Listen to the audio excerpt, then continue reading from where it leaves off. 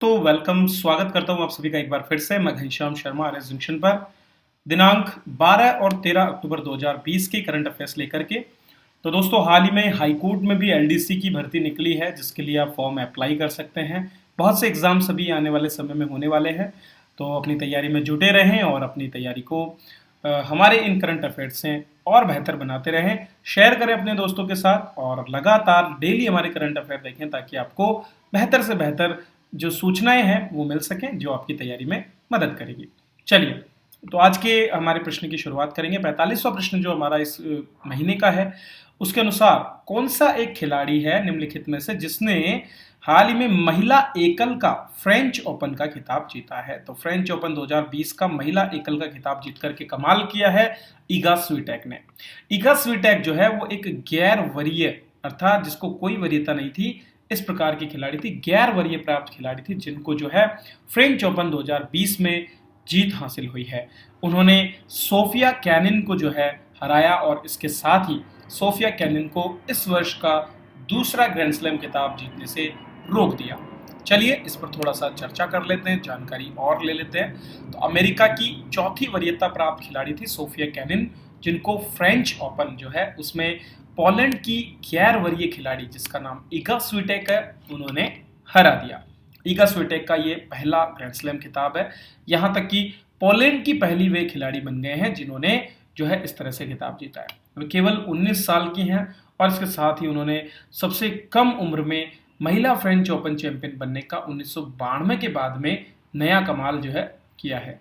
19 साल की खिलाड़ी ईगा स्विटेक सबसे कम रैंक वाली महिला खिलाड़ी भी हैं।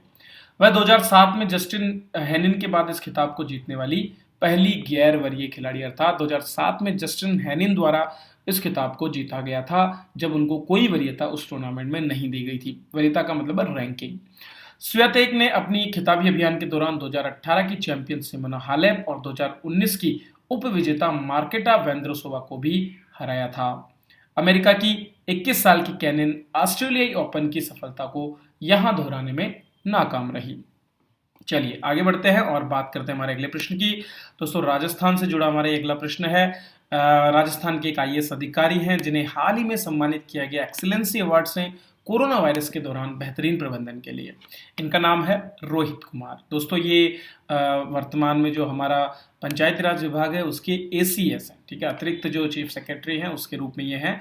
तो लोक नारायण जयप्रकाश की जयंती जो है मनाई गई और उसी दौरान लोक नायक जयप्रकाश अध्ययन विकास केंद्र ने भारतीय प्रशासनिक सेवा के अधिकारी एसीएस रोहित कुमार सिंह को सर्वोच्च पुरस्कार से सम्मानित किया। रोहित कुमार सिंह को यह पुरस्कार क्यों मिला? क्योंकि उन्होंने कोरोना महामारी के दौरान बेहतर प्रबंधन किया।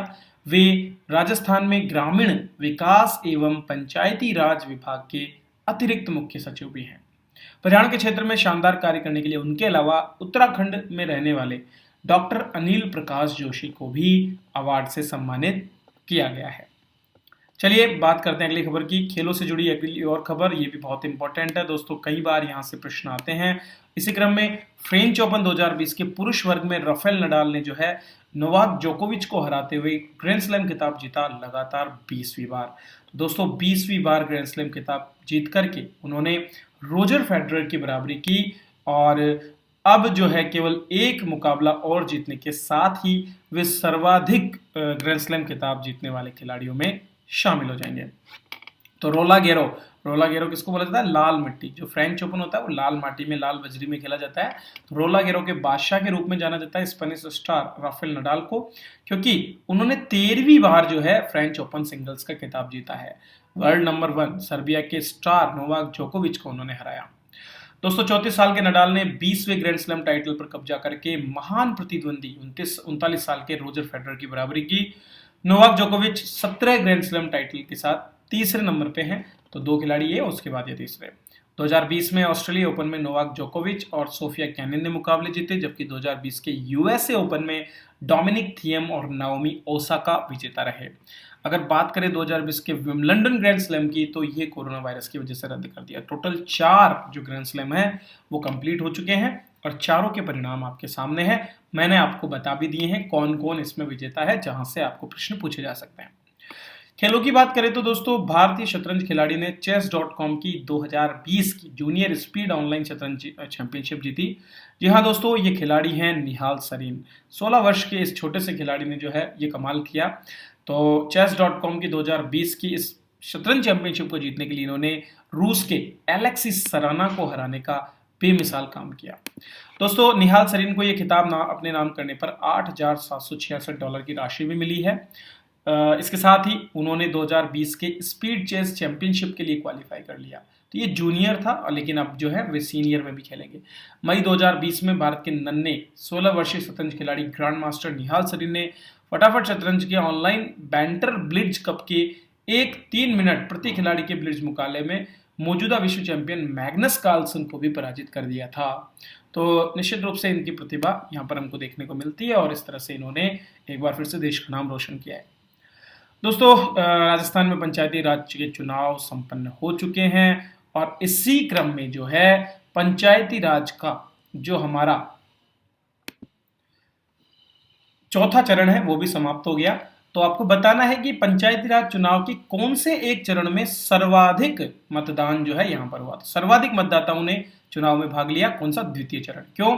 क्योंकि अंतिम चरण में जहां 83.47% मतदाताओं ने भाग लिया, वहीं पर पहले चरण में 83.50, दूसरे चरण में 84.67 और तीसरे चरण में 83.69% मतदान हुआ। ये एक मोस्ट इंपोर्टेंट क्वेश्चन हो सकता है, क्योंकि दोस्तों पिछले कुछ समय में इस तरह से चुनाव से जुड़े प्रश्न काफी आए हैं और इस तरह के प्रश्न आपसे पूछे भी जा सकते हैं। तो इसे आप जरूर याद करें, क्योंकि ऐसे प्रश्नों के आने की संभावना काफी अधिक रहती है। तो ये थी दोस्तों आज की करंट अफेयर्स की श्रृंखला, जिस पर मैंने आपसे चर्चा की। इसी तरह से और भी करंट अफेयर्स मैं आपके लिए लाता रहूंगा, तो बने रहिए मेरे साथ और देखते रहिए हमारे सभी करंट अफेयर्स। फायदा उठाइए हमारी सभी टेस्ट सीरीज और कोर्सेज का, जो आपको आरएस जंक्शन एप्लीकेशन पर अवेलेबल है। तो और जो छात्र आरएस की तैयारी कर रहे हैं उनको मैं यही कहना चाहूंगा कि आप लगातार लगे रहें, रुके नहीं, क्योंकि रुका हुआ पानी सड़ने लगता है, बहता निर्मल होता है। उसी तरह से जो लगातार प्रयास करते रहते हैं वही छात्र आगे जाकर के सफल होते हैं। चलिए धन्यवाद, मिलते हैं अगले वीडियो में, तब तक थैंक यू।